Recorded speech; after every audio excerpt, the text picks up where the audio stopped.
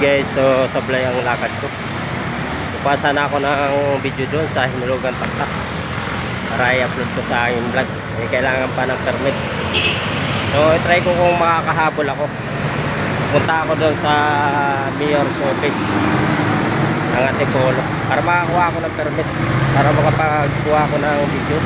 Wala namang babayaran, pero kailangan ko lang kuha ng permit. So papunta ako ngayon doon. Titingnan ko guys kung makakakuha ako ng permit. Kailangan magpaalam muna bago tayo magkuha ng mga video doon. Yun ang patakaran, kaya kailangan natin sumunod. Wala namang mawawala, saka wala namang babayaran, walang problema. Kaya nakakuha na ng permit, pwede na akong magkuha ng video doon para pang-upload. So papunta ako doon ngayon. So tara. So guys, success, nakakuha tayo ng permit. So papunta na tayo doon ngayon.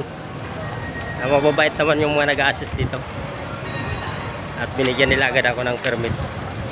Kaya babalik ako doon para makapagkuha na ako ng mga video na pwede kong pang-upload. So pinayagan na. So thank you talaga dito sa City Hall ng Antipolo. So tara guys.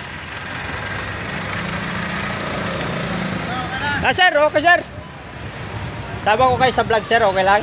Okay lang. Sila sir, ito nag-assist sa akin. Mababait. Okay na. Sila yung mga nag-assist dito sa City Hall. So salamat sir ha. Okay. Yes sir.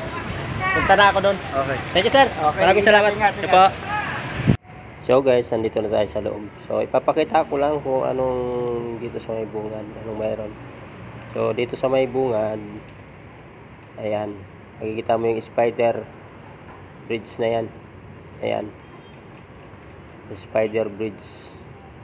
Saka dito yung entrance niya. Ayan o, entrance pa lang to. So ibibigay ko pa lang yung aking permit dito sa namamahala ng pasyalan na to. So ayan, ito, pakita ko lang muna kung anong mayroon dito sa bungad. So ayan, ito yung view nya sa harap. So hanggang dito na muna ang video na aking papakita sa inyo guys, at may kasunod pa ito. So sana magustuhan nyo ang video na to. So salamat guys.